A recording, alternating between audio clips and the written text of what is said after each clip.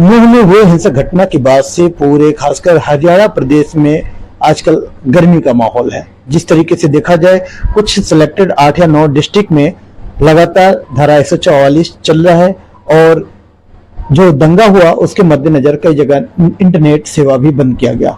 फरीदाबाद में 5 अगस्त को इंटरनेट सेवा को फिर से बहाल कर दिया गया, लेकिन गया है। और इस समय हम बल्लभगढ़ स्थित ऊंचा गांव मस्जिद के इमाम और यहाँ के कुछ स्थानीय लोग हैं।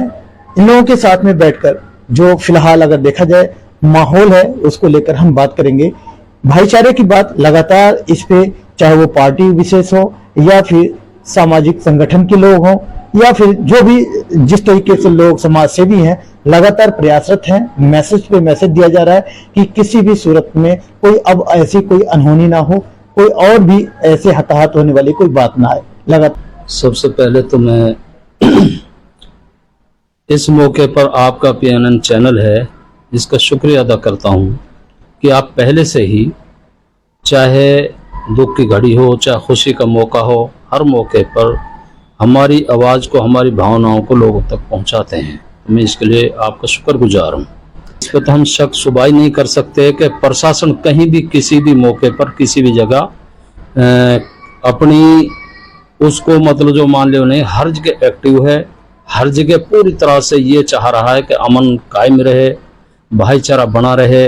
और जो छोटी मोटी घटना है, छोटे मोटे कुछ ऐसे लोग जो समाज की गतिविधियों को बिगाड़ना चाहते हैं, भाईचारे खत्म करना चाहते हैं, कि वो किसी तरह से ऐसी घटना ना कर पाएं। और उनमें खास तौर से छोटे छोटे ज़्यादातर बच्चे हैं। कोई समाज का कोई ऐसा जिम्मेदार लोग नहीं, किसी भी बिरादरी का, किसी भी समाज का।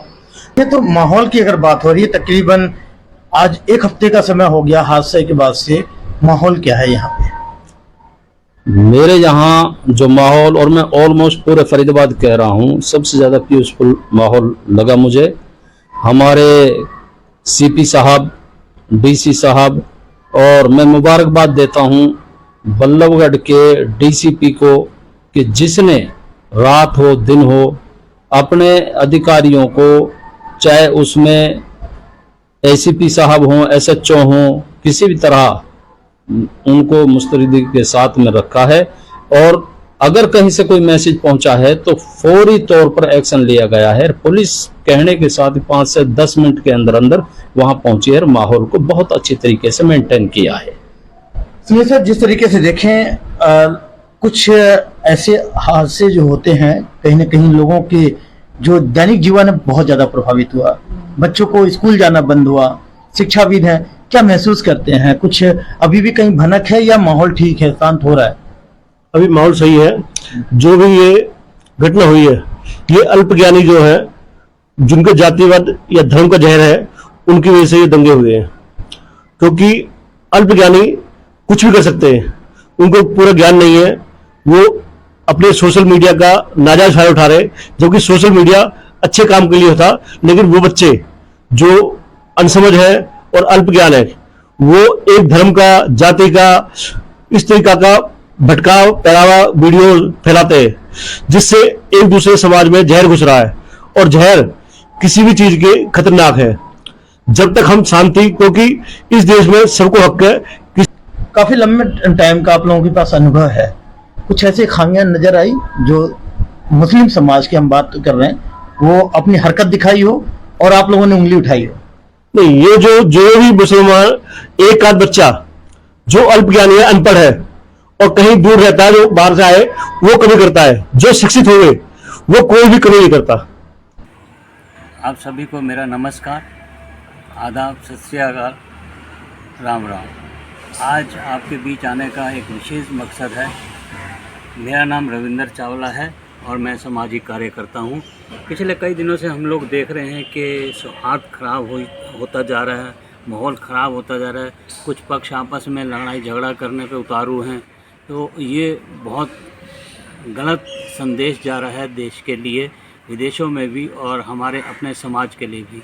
मेरा आप सभी से अनुरोध है कि आप इस झगड़ों में ना पड़ें, लड़ाई झगड़ा ना करें, शांति बनाए रखें। आप अपने लिए, अपने समाज के लिए, अपने देश के लिए सद्भावना रखें।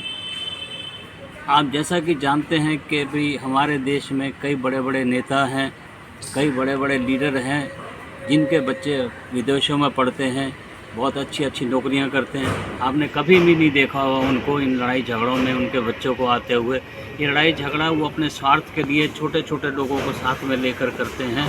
और आप को मैं ये संदेशा देना चाहता हूँ कि आप इन सबसे दूर रहें, अपना भविष्य बनाएं, इनकी बातों में ना आएं। धन्यवाद। बिस्मिल्लाहिर्रहमानिर्रहीम। अब्दुल सत्तार रब्बानी, लक्कड़पुर, फरीदाबाद, मदरसा हिदायतुल इस्लाम मोहम्मदिया। मैं अपने सभी भाइयों से, हिंदू हो मुस्लिम हो, सबसे गुजारिश करता हूँ कि अमन चैन भाईचारा बनाए रखें। इसी में हमारी भलाई है। इंसानियत बहुत बड़ी चीज़ होती है।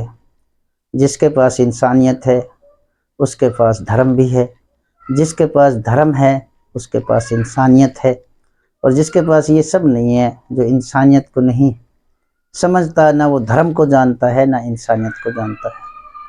मैं ख़ास करके अपने मुस्लिम भाइयों से भी गुजारिश करता हूँ कि वो बेकार की बातों पर ध्यान ना दें, अफवाहों पर बिल्कुल ध्यान ना दें।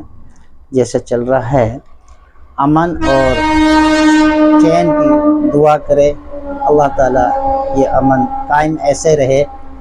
और ये हवाएं तो चलती रहती हैं, आती हैं जाती हैं।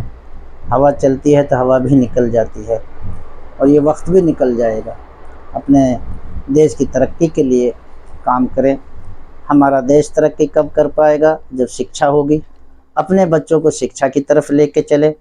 शिक्षा होगी तो इंसानियत भी आ जाएगी, शिक्षा से बेरोज़गारी भी ख़त्म हो जाएगी, और जब ये सब चीज़ें होंगी तो मुल्क भी तरक्की की तरफ चलेगा, मुल्क की भी खिदमत होगी। मेरी गुजारिश फिर दोबारा से करता हूँ, अमन और भाईचारे की तरफ ध्यान दें, बेकार की बातों पर बिल्कुल भी ध्यान ना दें। नमस्कार दोस्तों, मैं एडवोकेट तरुण अरोड़ा, श्री सनातन धर्म महासभा का राष्ट्रीय अध्यक्ष। इस समय जो हरियाणा के मेवात में जो दंगे हुए, जो सांप्रदायिकता हुई, वो बहुत गलत हुई, और हमारे जो सरकार है वो उनकी सुरक्षा करने में, उनको सुरक्षा प्रदान करने में पूर्णतः विफल साबित हुई। ऊपर से हमारे माननीय मुख्यमंत्री जी का एक स्टेटमेंट आता है कि सरकार प्रत्येक व्यक्ति को सुरक्षा प्रदान नहीं कर सकती, जो कि बहुत गलत है। सरकार का काम है कि अपने प्रत्येक नागरिक को सुरक्षा प्रदान करे।